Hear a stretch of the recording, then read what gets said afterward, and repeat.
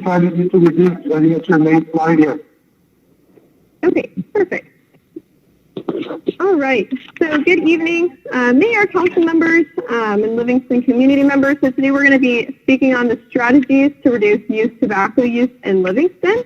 So if you could move it to the next slide, please.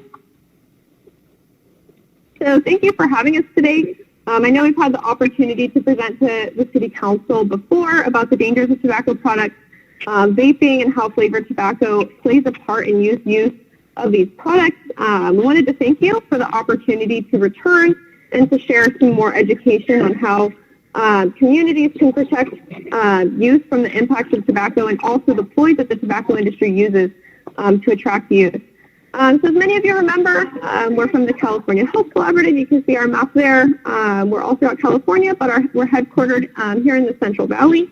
And we work with the mission of improving the health and wellness of all citizens of California, but especially the underserved and underrepresented. You can move to the next slide for me, please.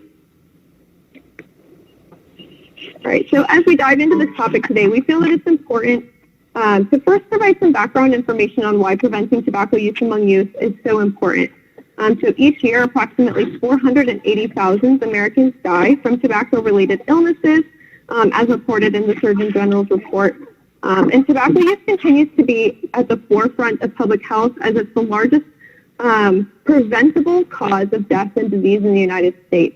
And then tobacco also impacts minority populations disproportionately in California, and that is by these tobacco companies use targeted marketing to specifically target African Americans, Hispanic, Latino, Asian Pacific Islander populations, and also youth. So today we're going to be focusing mostly on youth targeting. And why might these companies be interested in gaining youth users? If you can move it to the next slide for me, I believe slide 4. So they're interested in gaining these youth users because almost 90% of all adult cigarette smokers begin smoking by the age of 18. So the tobacco industry documents released during the Master Settlement Agreement in 1998, so it was a big settlement that allowed access to public access to these documents. They released all this information, and we found a lot of information regarding that young people have been targeted by these tobacco companies for many years in an attempt to replace older smokers, smokers who quit, smokers who get sick or die, with younger customers. And this is really important because the brain's peak period for developing addiction starts in adolescence. So if youth begin to use these products at a young age when their brain is in the developing stages, not only does the nicotine, which is a neurotoxin, interfere in the brain's development, but it also leaves youth more prone to developing a lifelong addiction to nicotine and possibly an addiction to other drugs. And then where have we seen this increase in the use of these products? So if you could switch it to the next slide for me, please, you'll see a graph. So we see this increase in e-cigarette use. So as you can see here on the chart, traditional cigarette use has decreased among youth over the years, largely due to community action and changing social norms. But these new devices that look colorful, they come in appealing flavors, and they're also easily disguised. They've disrupted this downward trend, and it's caused a rise in youth e-cigarette usage, as shown by the orange line depicting the rise in the e-cigarette use. So tobacco companies reported spending $9.36 billion on marketing cigarettes and smokeless tobacco products in the United States in 2017. And if you go to the next slide, you can see some of these products that they're using to market. You can see they're very colorful. They're easily disguised. On the bottom left, you can see what looks like an Apple Watch, but it's actually a vape pen. In the top middle, you can see a sweatshirt where the drawstrings are actually a vape device. And there's also different flavors. So in the bottom right, you can see it's like peach rings and also a mango flavoring, which is used to attract a variety of customers, especially youth. And then I also wanted to point out some of the new products that are becoming really popular on the market. So at the top right, there's one that's called Puff Bars. So these are they're disposable e-cigarettes, and they are about $10 each. They come in a variety of flavors. And as Juul has taken some of their flavored products off the market, these ones have kind of come right in and taken their place. They're very popular among youth. And then on the bottom left, right next to the Apple Watch, you can also see another product called Tough Crush. And this is essentially a way to turn the normal tobacco and menthol flavored cartridges that you can still buy for the Juul and turn it into a flavored product. It's a silicone covering that you place on top of the tobacco flavored Juul, and it essentially can turn it back into a flavored product. So I just wanted to point out some of the new products that are on the market. And if you could go to the next slide, please. This is all really important and relevant today because tobacco youth use is an urgent public health crisis, and flavored tobacco products play an important role in it. So many of us are doing what we can to come against it. So I know that for us and our organization, we're working to educate parents, students, and the community about these issues. And then other communities throughout California are considering ways that they can join in and protect young people as well. And many are turning to evidence-based policy strategies to create healthier communities. And we also wanted to point out one other relevant, important reason why this is important for today. If you could go to the next slide, please. So this is also important for today because research has shown that smoking can increase the risk of getting respiratory infection, and this is a particular concern as we've been dealing with COVID-19 recently. So as many of us know, COVID-19 is a respiratory infection, and therefore when people smoke and vape, it can affect COVID-19 by, for smoking, it can double the risk of respiratory infection. And then when people become infected, the severity of it can be worse as well from smoking. And then lung harm due to vaping can also lower the ability to fight the infection. So it's important now more than ever for people to quit smoking, but also to prevent people from initiating the use of these tobacco products, to continue to protect people's lungs from other dangers, including the likes of COVID-19. So if you could move to the next slide for me, please. So this one says key points. So with that, what I just covered, I wanted to quickly go over some key points when it comes to considering specific strategies in reducing tobacco use amongst youth regarding flavored tobacco. If you could move to the next slide for me, please. So as I mentioned earlier, there are almost 90% of people who start smoking, they start smoking before the age of 18. And then among those users, 4 out of 5 begin using tobacco with a flavored product. So when adolescents see these products, they come in a variety of flavors. Like I mentioned, the peach rings, but there's cherry, there's boogerberry. I don't know, there's a ton of different flavors, over 15,000 out on the market. And adolescents see these flavors and perceive less risk from them, especially the fruity and spice flavors. And this misconception is linked to a willingness to try these new products. And these flavors, the important part to know about them is the flavors mask the harsh taste of the tobacco, and it makes it easier to use them, and it also makes it easier to become addicted and therefore lifelong users. And these flavors are constantly evolving, so the ways that we protect our youth must evolve with it. So for example, if you move to the next slide for me, please. In 2009, the sale of flavored e-cigarettes was banned, and as a result, other flavored products that were already on the market grew in popularity, like some cigarillos that were already on the market. They grew in popularity because they weren't included in that ban. And then as we've seen, and as I mentioned earlier, there's many new types of flavored products, like flavored e-liquids that have come on the market. So the policies that we keep up, the policies we need to keep up with the market, because what we do know is that if you move to the next slide for me, please. What we do know is that policies that restrict the sale of flavored tobacco have proven effective at reducing tobacco use. So these policies, they provide an extra measure in place to help deter tobacco use, especially amongst young people and those who are trying to quit. So if you could go to the next slide for me, please. Reducing the use of tobacco is also beneficial because it causes benefits like a reduction in healthcare costs. So nationally, over $170 billion is lost in productivity costs, and at least $133 billion is lost in direct medical care expenditures in the United States each year. So tobacco control can be cost-effective for communities in the long run as well. And then if you move to the next slide for me, please. And then research has also shown that the number and proximity of tobacco stores can also have a direct effect on the health of a community. So when there are more tobacco stores in a given area, youth are more likely to start smoking, and people who already smoke are more likely to consume more cigarettes and also have a harder time quitting. And in the U.S., we have a lot of tobacco stores. If you could move to the next slide for me, please. There should be a chart there, and it shows that there's 27 times and 28 times more tobacco stores than there are McDonald's and Starbucks, respectively. So the access that our communities have to things like food, alcohol, and tobacco reflects the community's health. If you could move to the next slide for me, please.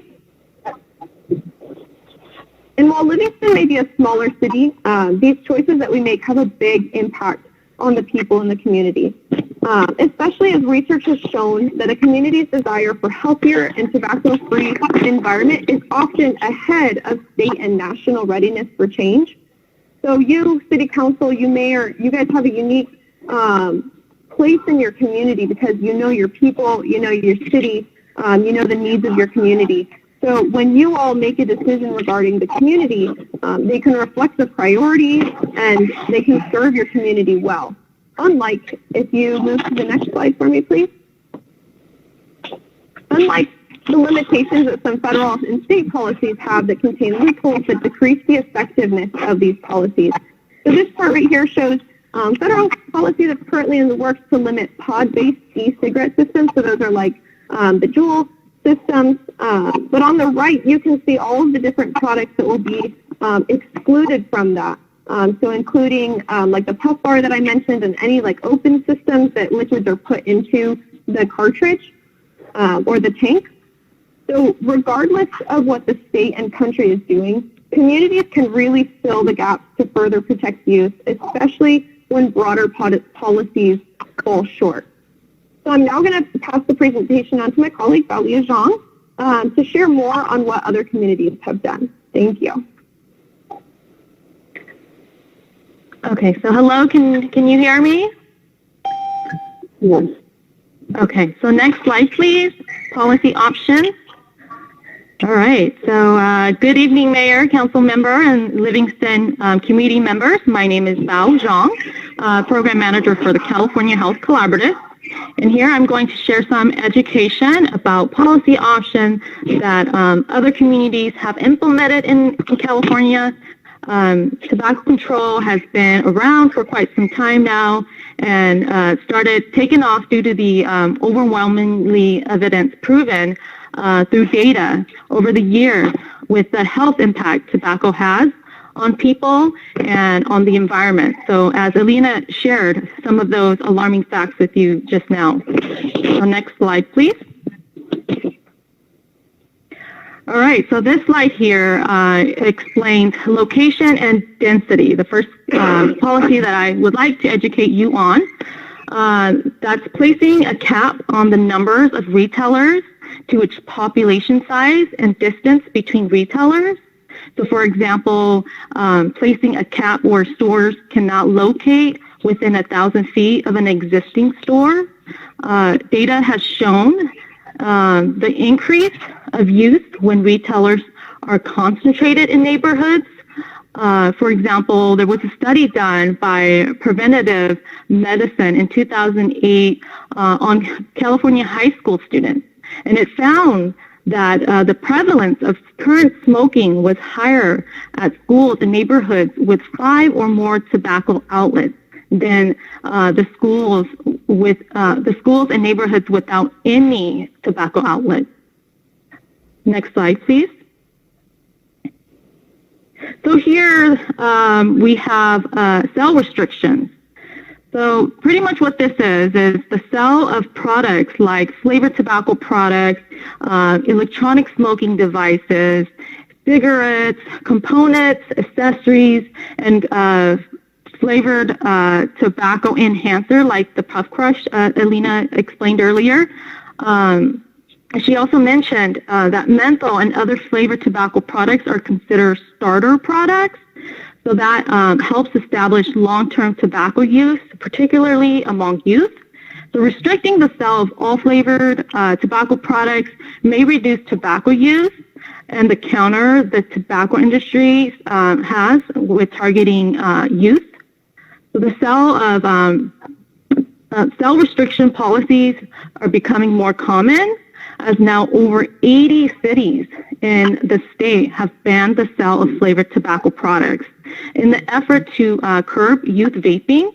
So the first city in the Central Valley was Delano back in November. And then the most recent one took place 2 weeks ago. The city of Oakland banned the sale of flavored and menthol tobacco products at all tobacco stores and pharmacies. All right, so next slide, please. Okay, so here we have tobacco retail license, also known as TRL. This one has been around for some time now. The license will allow local government to require tobacco retail to pay an annual license fee in order to sell tobacco in their cities. This protects public health and the safety by ensuring that retailers comply with reasonable retailing practices. It provides ability to enforce local restriction on the sale of products like flavored tobacco. A TRL also provides meaningful penalties if the merchant sells tobacco to underage youth or violates any other law related to tobacco use sale. Additionally, a tobacco retail license allows for community to adopt additional restriction to which tobacco products can or cannot be sold in city and provides a means for sustainable enforcement of these restrictions. So these fundings are for additional law enforcement hours that are built in so that the burden is not left on the city to fund this separately. So for example, Delano's recent passing of restricting the sale of flavored tobacco product was an additional restriction that was incorporated in their already existing TRL that they've adopted a few years back. So next slide, please. So here we have why. Why do we do what we do? So we believe in creating a healthy environment for the community to thrive and to live well. So when we think about the communities that we serve and work in, as a public health advocate, we take to consideration places and neighborhoods. We like to have questions like, what does the environment look like, and what impact does it have on people and in the choices they make? So, and then we also consider what are the outcomes with the environment. We also consider what are the existing policies, and then what are the absence in policy, ensuring the health of the people. I'd like to turn this presentation over to Daniela, Livingston youth, who will share local data in a local perspective. Okay, thank you for your time. Hello, can you hear me? Yeah.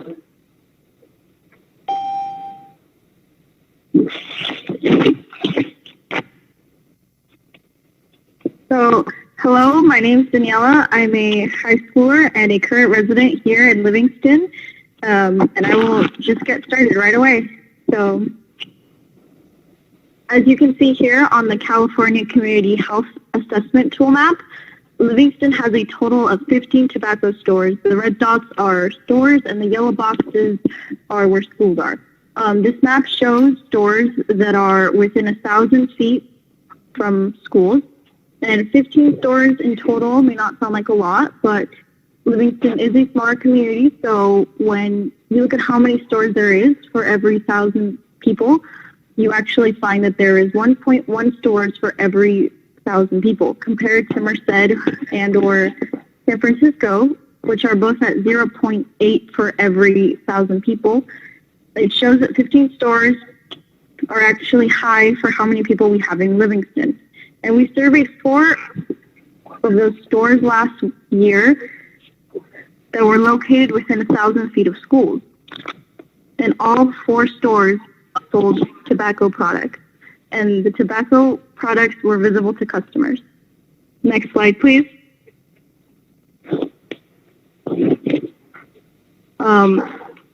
We also asked some community members their opinions on a policy to restrict the sale of flavored tobacco products in Livingston, and we found that 92% of people that we surveyed believed that flavored tobacco products may be more attractive to youth than non-flavored tobacco products. 95% of the people we surveyed believed communities should try to prevent youth from using flavored tobacco products. 90% of the people we surveyed support a local policy that restricts the sale of flavored products, including menthol, electronic smoking devices within 1,000 feet of schools, and youth-serving organizations. Next slide, please.